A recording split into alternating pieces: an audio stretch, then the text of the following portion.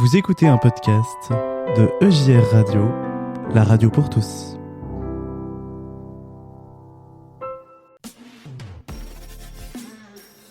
Détendez-vous et rentrez tranquillement du travail avec l'Afterwork de Jonas de 17h30 à 20h. Et oui, et tout de suite, dans Afterwork, c'est place à notre grand témoin du jour. Elles sont deux ce soir en grand témoin du jour, vous allez les découvrir tout de suite. Place au grand témoin du jour.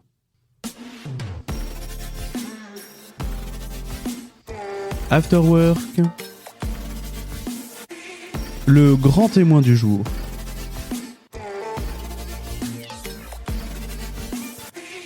Et oui, on se retrouve pour notre grand témoin du jour. Et une fois n'est pas coutume, ce n'est pas un témoin, mais une témoin. Et ce soir, ce n'est même pas une, c'est même deux témoins que l'on reçoit sur EJR Radio. Et ça, si c'est pas exceptionnel, les amis, c'est même magnifique. On reçoit Justine et Coraline, si je dis pas de bêtises. C'est ça. C'est ça, bah, parfait. Tu vois, je suis parfait. Merci de me le dire. Les filles, bonsoir. Est-ce que vous pouvez un petit peu déjà vous présenter pour nos amis auditeurs qui ne vous connaisseraient peut-être pas? Oui, alors bonsoir. Alors moi, je m'appelle Justine. J'ai 24 ans et je suis avec mon amie Coraline. Je te laisse te Bonsoir. présenter. Donc Coraline, moi j'ai 28 ans, un petit peu plus âgée. Voilà, et on habite toutes les deux au Chambon-sur-Lignon, en Haute-Loire. Perdu un petit peu dans la campagne, de ce que j'ai cru comprendre. Carrément perdue. C'est ça. Carrément perdu, mais ça doit être un lieu sympa pour un petit peu se reposer, sortir du Je tumulte de la confirme ville. parce que moi, je venais de la grande ville de Lyon et c'est vrai que le changement est rude, mais très bien. Faut aimer la nature. C'est sûr qu'il faut aimer la nature, mais une fois qu'on y est, je pense que c'est un lieu vraiment sympathique pour y être déjà allé. C'est vraiment sympa là-bas. C'est Alors, vrai. est-ce que vous pouvez un petit peu nous parler un petit peu de vous? Qu'est-ce que vous faites un petit peu dans la vie? Ouais, alors moi, de base, je suis étudiante en médecine, je suis en 5e année et j'ai décidé de faire une pause dans mon cursus pendant 1 an parce que j'avais besoin de partir un peu voir autre chose. Et du coup, je suis partie sur un coup de tête et j'ai atterri au Chambon où je me suis trouvé un travail d'abord à l'hôpital et puis maintenant je suis aide-soignante à domicile. Donc je fais ça là pour l'année. Et donc voilà, ça se passe bien. Donc je découvre le Chambon sous un autre angle. Et toi, Coraline? Alors moi je suis en complète reconversion. Là je viens de finir mon diplôme et je vais m'installer en tant qu'agricultrice. Je vais cultiver des petits fruits rouges. Donc là j'ai commencé, je vais attaquer la récolte des fraises. Et après voilà, il y aura des framboises, des myrtilles, des groseilles, des cassis et plein de petites douceurs sucrées. Alors ça donne envie, ça y est, tu vas me donner faim, c'est bien. Et j'espère que tu vas peut-être donner faim à nos amis auditeurs qui nous écoutent. Allez chercher de quoi manger, les amis, si vous nous écoutez, n'hésitez pas. Alors justement, je vais revenir un petit peu sur ces changements de vie, parce que finalement, vous changez de vie toutes les deux. Du moins, toi, Justine, tu fais une pause. Coraline, tu changes de vie totalement. Pourquoi, en fait? Complètement. Tout simplement, pourquoi vous en êtes arrivé là, à ce point-là? Qu'est-ce qui a été le déclencheur? Alors, pour moi, je pense que c'est un peu un début qui est un peu pareil pour toutes les deux. Je pense que moi, j'étais arrivée à un point où j'avais besoin de voir autre chose. C'est vrai que j'entamais des études qui étaient longues. Je faisais un peu tout le temps la même chose depuis 4 ans et que je m'étais dit, voilà, je pense que je me posais des questions un peu sur mon orientation. Je me suis dit, voilà, faut que j'aille voir ailleurs pour voir comment c'est et puis que j'aille découvrir. Et c'est vrai que moi, ça s'est fait vraiment sur un coup de tête du jour au lendemain où je me suis dit, je quitte tout, je pars et puis on verra ce que je trouve. Parce qu'on sait ce qu'on quitte, mais on sait pas ce qu'on trouve au final. Et puis au final, j'ai bien trouvé. Voilà, j'ai atterri ici, j'ai rencontré d'autres gens, dont Coraline. Voilà, en fait, c'était vraiment, moi, ça a été un coup de tête. Moi, c'était vraiment, voilà. Et moi, ça a été vraiment, en fait, j'avais fini mes études, donc j'ai fait Sciences Po Lyon et je bossais dans l'urbanisme et le foncier. Et j'en pouvais plus des boulots, enfin, j'en pouvais plus, je saturais. Donc, au premier confinement, en juin 2020, j'ai complètement quitté ma vie d'avant. Je suis revenue en Haute-Loire, sans boulot, sans rien, avec juste des chevaux dans mes bagages. Je me suis réinstallée dans la maison familiale et puis après, tout s'est un petit peu enchaîné, quoi. Et tu t'es dit, je vais être dompteuse de fruits rouges. Voilà. Ça, t'arrives à les dompter, les fruits rouges, ça va? Pour l'instant, ils sont sympas. Voilà, pour l'instant. Là, en ce moment, on parle, ils grêlent, donc ça inquiète un peu. Tu m'étonnes, tu m'étonnes. Bon courage en tout cas. J'espère qu'il n'y aura pas trop de pertes. Mais moi, c'est justement sur ce changement de vie là. Comment souvent on entend les gens qui disent oh là là, mais j'oserais jamais. Comment vous avez réussi à oser passer le pas là? C'était vraiment un besoin intérieur finalement. Vous vous êtes dit non, maintenant il faut que pas que je prenne ma vie en main, mais presque. Pour moi, oui, moi, ça a été ça, parce que j'en suis arrivée à un point où j'en venais presque dégoûtée de mon propre métier que j'avais rêvé depuis des années. Et c'est vrai que je me suis dit, il faut que je m'arrête, il faut que je m'arrête avant de péter les plombs. Et ce qui m'a fait tout quitter, en fait, c'est un jour, donc je suis étudiante, donc je suis à l'hôpital, je suis de garde aux urgences, et un jour, j'ai dans mes patients un médecin en mauvais état, et qui me dit, donc moi je n'allais pas très bien à cette période-là, et qui me dit, vous savez, faut s'arrêter avant d'en être malade. Et c'est vrai que moi, ça a été, mais je crois, l'élément déclencheur dont j'avais besoin dans ma vie à ce moment-là. Et c'est vrai que ça m'a fait réfléchir quelques semaines et arrive la rentrée en septembre. Et là, je me suis dit, non, mais en fait, je vais faire ça. Je vais m'arrêter pour mieux me reposer. Et puis pour reprendre, j'avais comme objectif de reprendre et j'en suis sûre, hein. Mais c'est vrai que je m'étais dit, ouais, je pense que j'ai besoin d'autre chose. Moi, c'était ça, la cause de l'arrêt. Moi, c'est parce que j'étais vraiment en arrêt de travail, que Ouais. j'étais déjà au point de saturation où ça passait plus, où j'en avais marre, complètement marre de tout, de ma vie d'avant, de mon boulot d'avant, de tout, voilà, c'était tout. Donc, bah, j'ai arrêté complètement. Ouais, et justement, je pense que vous n'êtes pas les seuls à vivre des périodes comme ça, hein, Hum, vraiment, dans nos auditeurs, je pense qu'il doit y en avoir hein, des personnes qui vivent, et je pense qu'on vit tous un peu des moments comme ça dans nos vies. Est-ce qu'il n'y a pas eu du doute à certains moments de se dire est-ce que j'y vais pas? Le doute, est-ce qu'il a pu venir à un moment où en fait finalement même pas? Ouais, alors pour moi en tout cas, oui, il y a eu beaucoup de doutes. Moi, c'était une décision que j'envisageais depuis presque un an. Moi, j'ai eu beaucoup, beaucoup de doutes. Quand j'y repense d'ailleurs, je me dis, mais quelle bêtise, parce qu'au final, j'ai aucun regret, mais c'est vrai qu'il y a une longue période de doute. On s'imagine tout un tas de choses parce que on se dit qu'on a choisi une voie, qu'il faut qu'elle nous plaise, que voilà, il y a un chemin qui est tracé. C'est un peu, enfin, moi, ce qu'on me rabâchait du côté professionnel, hein, pas familial, du côté, mes parents m'ont toujours suivi, mais que bah, quand on quitte le lycée, on va dans une branche, il faut savoir ce qu'on fait, enfin voilà. Et en fait, c'est vrai que bah, en prenant du recul, on se rend compte bah, que tant qu'on est jeune, on a quand même la chance d'avoir plein de possibilités, que même si ce dans quoi on s'est engagé ne nous va plus, et ben, faut pas hésiter à changer si c'est pour aller bien. Enfin, vraiment, c'est quelque chose, je pense que quand on a le nez dedans, et ben, on s'en rend pas compte parce qu'on se rend pas compte du champ des possibilités qui s'offrent à nous ailleurs, en fait. Mais c'est vrai que si, il y a beaucoup de doutes avant une telle réflexion, et c'est pour ça que je pense qu'il y a un moment, il y a un déclic qui fait que, au final, on quitte tout, mais on le regrette pas. Donc voilà. Alors moi, j'ai pas eu du tout de doute. Par contre, c'était à un point où, enfin, il fallait absolument que j'arrête. Parce que j'étais vraiment dans une impasse complète. Enfin, rien n'allait plus dans ma vie. Voilà, donc ça a été, enfin, le confinement a été le bonbon, l'apothéose qui a tout Ouais. fait voler. Donc là, j'ai pas eu de doute. En fait, je suis partie vraiment, enfin, dès que mon médecin m'a mis en arrêt, en fait, je suis revenue en Haute-Loire. Je suis partie, voilà. J'ai pris mes chevaux, j'ai traversé la France, de Bordeaux en Haute-Loire. Je suis revenue ici et là, j'ai pu respirer. Et après, je me suis posé des questions, mais pas avant. Ouais, c'est le après. C'est intéressant de voir justement un petit peu comme quoi il y a des aspects différents pour chaque personne. Euh, et justement, dans ces moments-là, est-ce que votre foi, elle vous a aidé à surmonter cela ou peut-être pas du tout, ou vous a apporté encore plus de doutes, je ne sais pas. Est-ce que ça vous a été d'une aide quelconque ou pas du tout? Moi, ça a été une aide dans le sens où ça a été un lien social ici quand je suis arrivée. Parce que c'est vrai que j'arrive dans un village que je connais, mais finalement, je connais le village, mais je connais pas grand monde.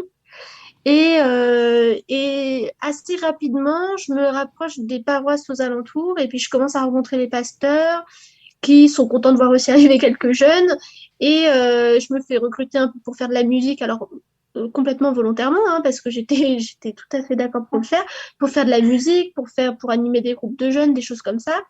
Et puis c'est vrai que voilà, ça a permis le lien social en fait ici, parce que c'est vrai que la paroisse est quand même assez grande alors que le village est quand même petit. Et du coup, ça permet vraiment aux gens de se rencontrer au sein des paroisses. Oui, ça a été un petit peu la même chose pour moi. En fait, c'est notamment via la paroisse que j'ai trouvé plein de personnes, notamment mon maître de stage actuel qui fait des fruits rouges. Donc oui, c'est comme ça que déjà que je suis allée au groupe de jeunes, que j'ai rencontré plein de personnes et c'est vrai que c'est une bonne entrée quand on revient dans un lieu qu'on connaît mais pas complètement. Ouais, puis on retrouve les cultes le Ouais. dimanche. C'est un moment où d'abord on se Une routine. rassemble. Ouais, d'abord on se rassemble et puis après finalement, enfin, il y a l'aspect bien sûr de foi qui revient, mais c'est vrai que c'est plutôt c'est plutôt la forme, je veux dire la Mhm. forme du groupe, le collectif qui est de base, Mhm. quoi. Oui, l'aspect communautaire, l'aspect Ouais, pouvoir Ouais. retrouver du monde. Et justement, ça, c'est quelque chose qui est fort et propre aux églises. Et c'est important hein, d'avoir ces aspects-là, justement. Euh, Avant de parler de votre groupe de jeunes, parce que moi, ça m'intéresse toujours, les groupes de jeunes, savoir ce qui se passe et ce qui s'y fait. Est-ce que aussi, dans votre foi plus personnelle, là, pour le coup, vous avez pu, par exemple, à travers la prière, vivre ou passer outre ces moments de doute ou répondre à des questions que vous auriez pu vous poser? moi j'ai essayé. Mais c'est vrai que c'est compliqué quand on a l'impression que tout va mal et qu'on s'en sort pas. C'est vrai que on essaie de se rattacher à ça. C'est pas toujours évident. Je pense que c'est une aide, mais c'est vrai que c'est pas facile de se raccrocher uniquement à sa foi quand on a l'impression que dans le personnel ça va pas, que dans le professionnel ça va pas, qu'il y a un peu tout qui se casse la figure finalement. C'est vrai que c'est une aide, mais c'est pas ce sur quoi moi où je me suis complètement reposée à partir du moment où j'allais pas forcément bien. Moi, enfin, je vois maintenant, je m'y épanouis davantage en fait quand je vais mieux parce que j'arrive voilà, à porter ce que j'ai de mieux, je pense, quand je vais bien moi-même, quoi. Moi, ça m'a quand même. Alors, moi, au contraire, voilà, le fait de prier, de me Mm. sentir entourée par mes frères et sœurs chrétiennes, ça a permis déjà de me calmer et de me dire que tout n'était pas perdu pour moi, que j'avais un avenir ici. Donc, ça m'a vraiment permis de trouver quand même ma voie et, et de redevenir à un niveau de vie qui était supportable en termes voilà, de stress, en termes de, de rapidité, de tout en fait. Ça m'a permis vraiment de me ressourcer. Et justement, là, comment vous vous sentez maintenant avec ce pas qui a été franchi là? Vous avez fait ce grand saut dans l'inconnu, quelque part, visiblement. Comment vous vous sentez là? Super Ah bien. bah, moi, hyper bien. Moi, très honnêtement, même déjà une semaine après être arrivée ici, déjà, je n'avais plus de regrets, enfin, je n'avais aucun regret de mon choix. Et au fur et à mesure, non, là, je vois, enfin, moi, en plus, la fin de mon année de pause va se terminer. Et c'est vrai que ça commence à m'angoisser. Et en fait, finalement, non, c'est tout l'inverse. Je suis bien plus apaisée. J'ai pris beaucoup de recul sur le professionnel, sur le personnel, sur beaucoup de choses. Et ah oui, non, non, moi, c'est vraiment, il n'y a pas photo avec avant, quoi. Ouais, pareil, pareil pour moi. Il n'y a rien à voir entre celle que j'étais avant et ce que je suis maintenant. C'est vraiment. Et moi, en plus, je finis, alors que toi, tu commences. Enfin, Ouais. toi, tu vas rester ici et tu vas poursuivre. Moi, Oui. je finis l'année de pause, mais j'envisage de revenir de toute façon, m'installer plus tard. Mais c'est vrai que toi, tu commences juste, en fait. Oui. Ouais. Bon, il y a de nouveaux doutes qui arrivent, mais maintenant, je suis capable de me dire que je vais les surmonter. Pas toute seule, mais que je vais les surmonter, que je peux affronter ça et que j'en suis vraiment capable. Quelque chose que j'étais pas en mesure de me dire avant. Ouais, vous êtes ressortie plus forte, plus prêts, avec plus de confiance en vous. Ça se ressent en tout cas hein, dans ce que vous nous partagez ce soir. Alors j'ai envie justement un petit peu que vous nous partagiez ce que vous pouvez vivre dans votre groupe de jeunes. Vous en parliez là tout à l'heure, comme quoi vous aviez aussi pu retrouver un groupe de jeunes, des gens avec qui se retrouver. Expliquez-moi un petit peu comment ça se passe dans votre groupe de jeunes. Qu'est-ce que vous y faites? Racontez-moi un petit peu. Alors nous, on a un groupe de jeunes en fait qui réunit ce qu'on appelle le plateau. C'est plusieurs villages en fait de la région. Là, cette année, on était 6, 7 en moyenne. Des fois, on arrive à être... Entre 6 et 9. Ouais, des fois, on arrive à être une petite dizaine. C'était animé par la pasteur du village, Monique Orieux. Et donc, en fait, on se voyait quoi, une fois par mois à peu près? Une fois par mois, oui. C'est ça, voilà. Et alors, qu'est-ce que vous y viviez dans vos rencontres, justement? Qu'est-ce que vous y viviez? On avait tout l'aspect, on va dire, un peu convivial, où on chantait, où on jouait ensemble, parce que, en fait, au final, on est les deux plus âgés. Ouais, on était les deux plus vieilles du groupe. Ouais, c'est ça. Les autres avaient été plus entre 15 et 18 ans quand même. Ouais, c'était assez varié les âges, Ouais. mais ce qui était pas mal en fait. Justement, c'est une question que j'avais là, avec ces variétés d'âge. C'est simple de côtoyer des jeunes qui ont 15 ans alors qu'on en a 23, 28? Ou finalement, en fait, ça change rien? Bah, au début, c'est ce que la pasteur nous avait dit. Elle nous avait dit, on va voir ce que ça donne parce que c'est vrai que les âges sont assez variés. Et en fait, finalement, moi, j'ai trouvé ça bien parce que des fois, dans leur discours à eux à 15 ans, on se retrouve un peu nous. Ils se posent des questions sur leur avenir. C'est assez rigolo dans le sens où même nous, à 24 et 28, on s'en pose aussi sur notre avenir.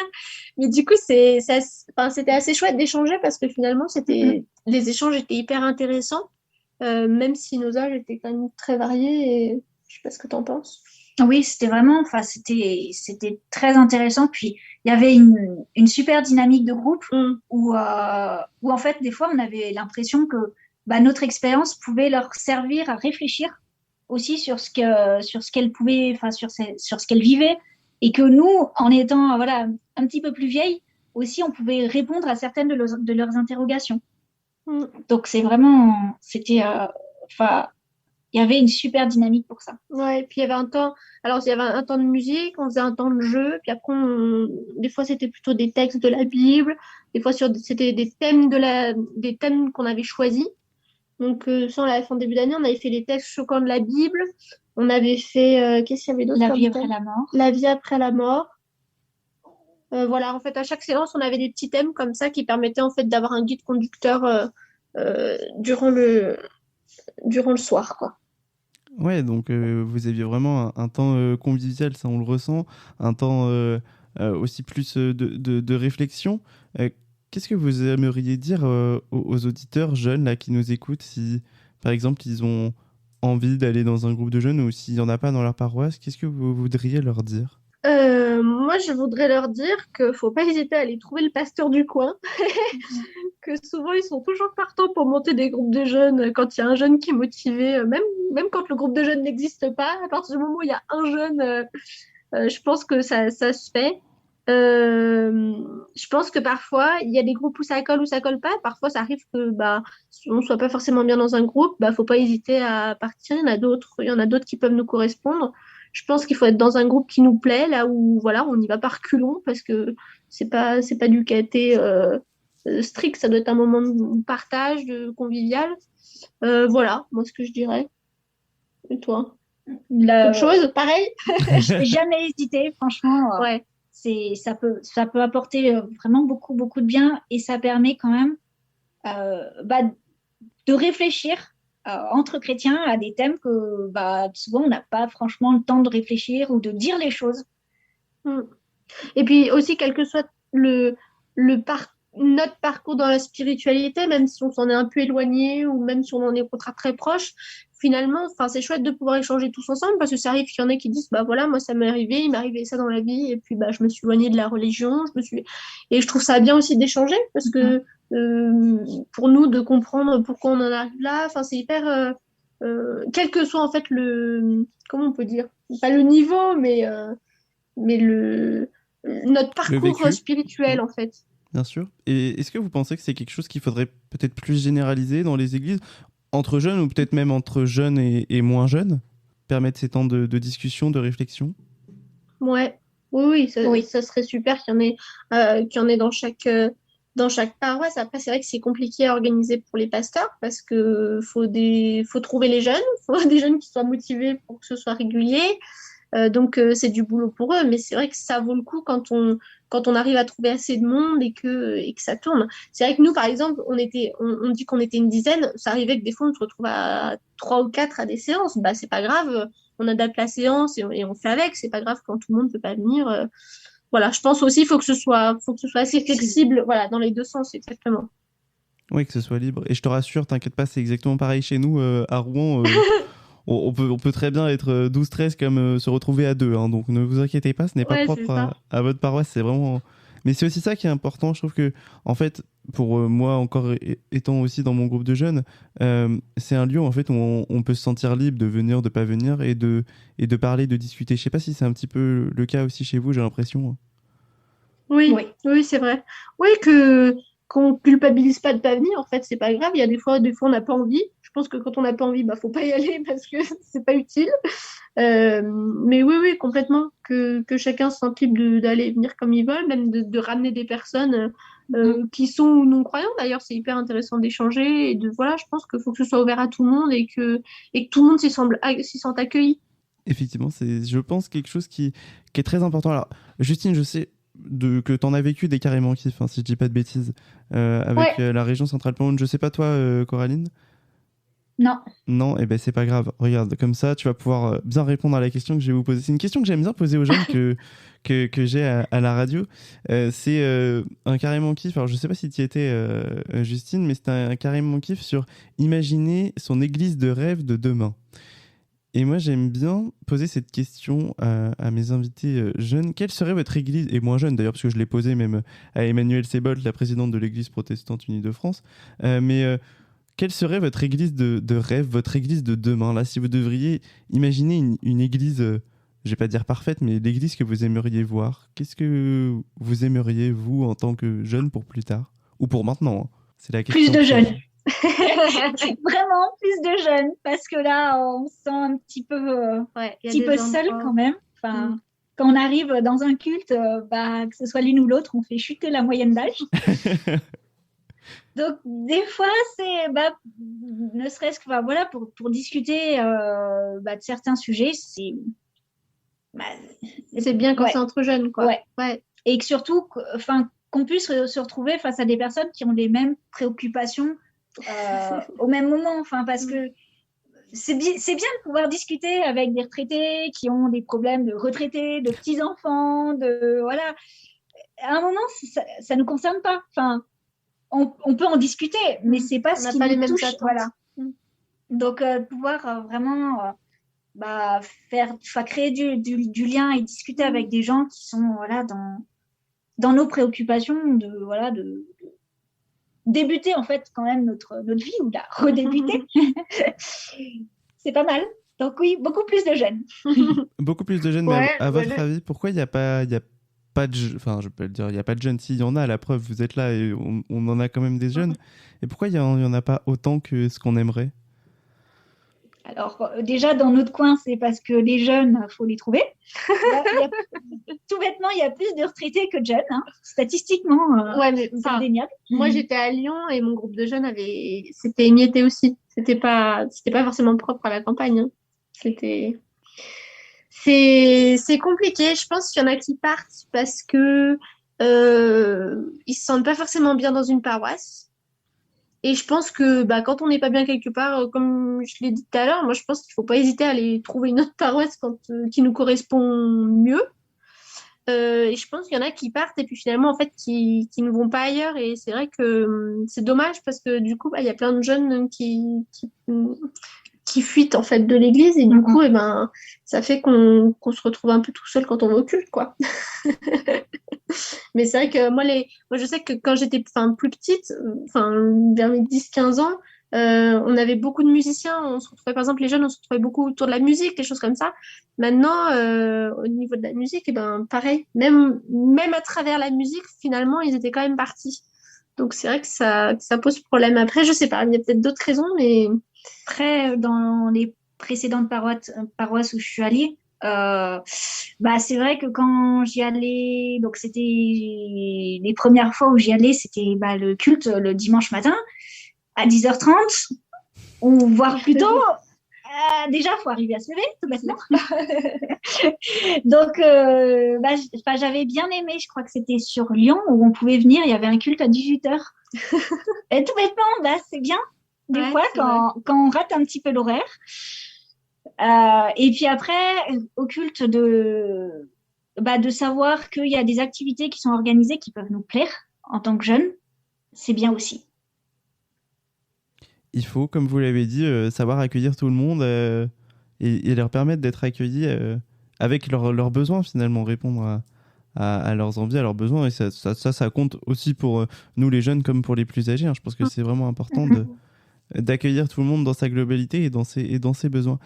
Alors, qu'est-ce que vous rêveriez d'autre comme autre chose dans votre église de rêve? Plus de jeunes, ça je l'ai très bien compris, je pense que nos amis auditeurs aussi. Qu'est-ce que vous aimeriez d'autre? Moi, parfois, un peu d'ouverture d'esprit. Des fois, c'est compliqué.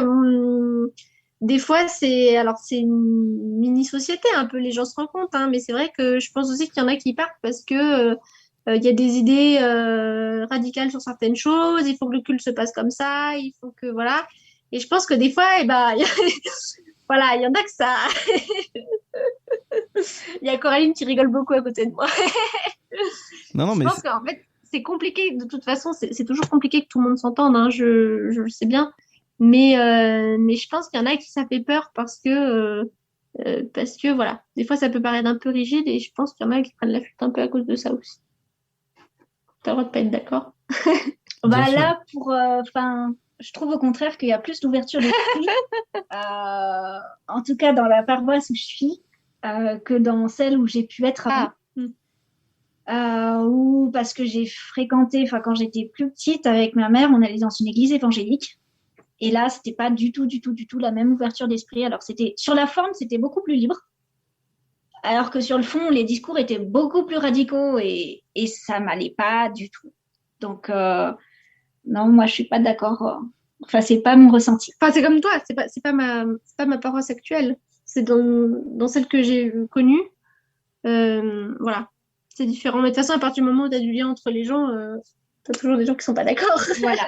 Donc après, oui, c'est une église, oui, une église parfaite, ce serait celle où on peut venir, où on peut en repartir, où Comme on on peut veut. revenir, Mm. voilà, sans qu'il y ait de jugement, sans que personne ne dise rien. Une église ouverte en quelque sorte et une église Ouais. qui, encore une fois, accueille tout le monde, quoi, au moment C'est ça. où ils en ont le besoin, où ils en ressentent le besoin. Et est-ce que c'est plus du coup dans le fond qu'il faudrait changer les choses ou dans la forme? Quand je vous entends, ça a l'air d'être pour l'une dans le fond, pour l'autre dans la forme, pour les C'est deux. vrai. J'aime bien poser des questions difficiles. Ouais. Vous pense que allez peut-être plus faut être commencer amené par la après forme. Faut peut-être commencer par la forme et le reste après viendra, mais je sais pas, la recette magique, hein. Très honnêtement, Je crois qu'il n'y en a pas de recette magique. ouais, c'est compliqué, ça sera peut-être petit à petit, mais je pense que faut aussi en prendre conscience parce que ce qui est plus jeune, c'est une réalité. Bah, Donc je pense qu'il faut en prendre conscience urgemment quand même.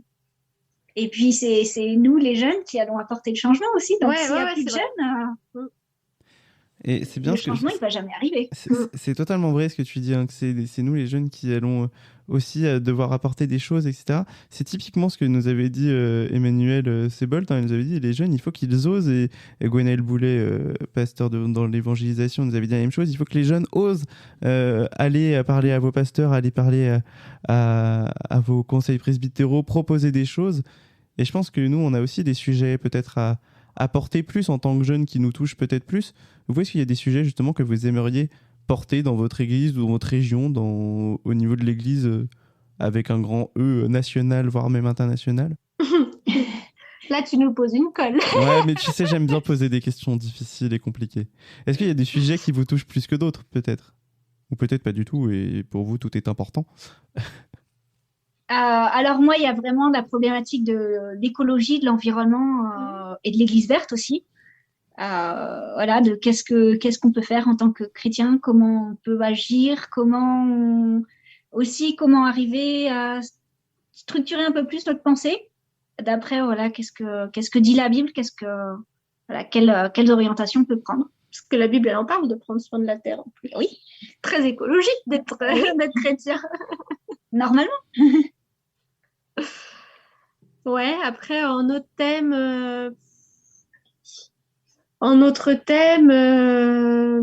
voilà, moi, j'en ai aucune idée, très honnêtement. Tu me poses trop de colle pour moi. Mais c'est pas grave, tu as le droit de pas avoir de thème fétiche, hein, c'est pas grave. Hein. Comme Et ça... puis après, s'il y a un autre thème aussi, tout ce qui est, mais là c'est très conjoncturel, notamment, enfin voilà, c'est sur la femme, la place de la femme. Les relations hommes-femmes aussi. Ouais, c'est vrai. Oui, c'est vrai. Je rebondis sur ce que tu dis. Ouais, les relations hommes-femmes qui sont d'autant plus d'actualité avec tout ce qui se passe en ce moment. Mais finalement, comment aborder les relations hommes-femmes finalement entre les hommes, entre les femmes, entre les humains? Comment mieux les aborder? Quels sont finalement ce qu'on a pu nous dire dessus? Parce que les dires, comment dire, les enseignements religieux en tout cas ont pu évoluer sur le sujet et finalement c'est intéressant d'échanger sur ça peut être aussi bien le mariage que les enfants, que les rencontres, le sexe, exactement. Non mais c'est vrai aussi pareil. Ouais. Tout cet aspect-là en fait entre les humains, les liens entre les humains. Et autre question un peu compliquée, est-ce que vous pensez que y a des sujets qu'on évite de traiter justement dans nos églises, qu'on veut pas traiter? Là, qu'on met sous le tapis. Bah, ceux-là, non, voilà. Oui, ceux-là, je pense que oui. Je pense. Et Je pense que... Et pourquoi? Et lesquels on met sous le tapis, justement? Moi, je pense que c'est parce que ça divise déjà de base au sein de l'Église. Et je pense au sein de la société. Au sein de la société, de un. Mais au sein de l'Église même, quand tu vois que parfois... chez les protestants, il y en a, ils sont pas d'accord avec certaines choses, donc ils vont créer leur propre branche. Enfin, tu vois, je pense que ça divise tellement que finalement, peut-être les pasteurs ont un peu peur de l'aborder, ou peut-être qu'ils en ont pas envie parce qu'ils ont pas envie de diviser plus que ça quand déjà leur but c'est de réunir. Ou ils sont pas à l'aise avec le sujet. Ou peut-être qu'ils sont pas à l'aise avec le sujet. Il y a peut-être beaucoup de possibilités en fait. Mm-hmm. Et est-ce que c'est pas justement dommage, parce que vous parliez que l'église qui vous a fait du bien quand vous avez retrouvé une église, c'est cet aspect communautaire, justement. Est-ce qu'il faudrait pas qu'on arrive un petit peu à se rassembler tous ensemble et à juste pouvoir discuter tranquillement, comme on peut le faire là ce soir? Certes, on n'est que 3, mais à plusieurs, sur n'importe quel sujet. Est-ce que c'est pas ça un peu la clé aussi de l'église de demain? Si, c'est vrai. Mais ça veut dire qu'il faut être avec des bonnes personnes qui sont aptes à débattre, à échanger, parce que finalement, c'est ça aussi l'église, c'est que c'est bien aussi de ne pas être du même avis et nous, c'était ça qu'on aimait dans nos échanges. Finalement, c'est quand on n'était pas d'accord sur des sujets qu'on en débattait. Au final, on n'était toujours pas d'accord, mais on avait échangé et c'était hyper intéressant de voir les avis de chacun. Pour faire ça, il faut quand même beaucoup, beaucoup de confiance entre les gens. Entre les gens, ouais. Parce qu'on peut vraiment, sur des sujets comme ça, en fait, on s'ouvre et on révèle quand même pas mal de nous, de nos positions, de nos idées. Si on n'est pas sûr qu'en face, on va pas nous rabaisser ou nous dire que nos idées, elles valent rien. Voilà, ça c'est un préalable avant de pouvoir ouvrir n'importe quel débat, en fait. Il faut être avec des gens bienveillants dans le groupe. Voilà. Ouais. Peu importe l'âge, peu importe, voilà. Mais c'est incontournable. Donc, si je résume votre église de demain, c'est des jeunes, de la discussion, de l'écologie, du respect, de la bienveillance, de la communauté. C'est un peu tout ça, quoi. Non, c'est bien, ouais. C'est un bon résumé. Et est-ce que cette église de demain, vous pensez pas que peut-être par moment, elle existe déjà aujourd'hui? Bah, heureusement quand même, un petit peu. Si, c'est pour ça que finalement, c'est le but. C'est que ça se poursuive et que ce soit pas qu'elle existe un petit peu, c'est qu'elle existe tout le temps. Ouais. Et donc pour ça, il faut se mettre en chemin et en travail. Et comme vous l'avez fait, vous avez passé le cap de changer de vie. Maintenant, il faut peut-être réussir Exactement. aussi à changer l'église, qui sait, ou au moins à porter des moments comme ceci. Alors, on discute, mais le temps file, les amis. Mais moi, je pourrais rester discuter avec vous pendant des heures, mais bon, on est quand même un petit peu limité en termes de temps. Alors, on va clôturer notre discussion de ce soir, qui est plus une discussion qu'une interview, mais moi, j'adore ces moments-là. C'est le plus intéressant. On a une tradition sur UJR Radio. On termine toujours nos interviews par une question libre, c'est-à-dire qu'on vous laisse l'antenne à notre invité et on dit si vous voulez dire quelque chose à nos amis auditeurs, qu'est-ce que vous voudriez leur dire ce soir, ceux qui vous écoutent là ce soir, qu'est-ce que vous voudriez leur dire? Vous avez toute l'antenne, vous pouvez faire ce que vous voulez, des dédicaces, n'importe quoi, l'antenne est à vous. Moi, je dirais, si on vous appelle autre part, mais foncez. Si vous avez des signes de la vie, mais allez-y, mais go, mais foncez, posez-vous pas des questions. Pas trop de questions. Pas trop de questions. Et toi? Et alors moi, ce serait plus foncer faire des groupes de jeunes parce que ça vous apportera énormément. Ouais. La preuve, on s'est rencontrés. Voilà.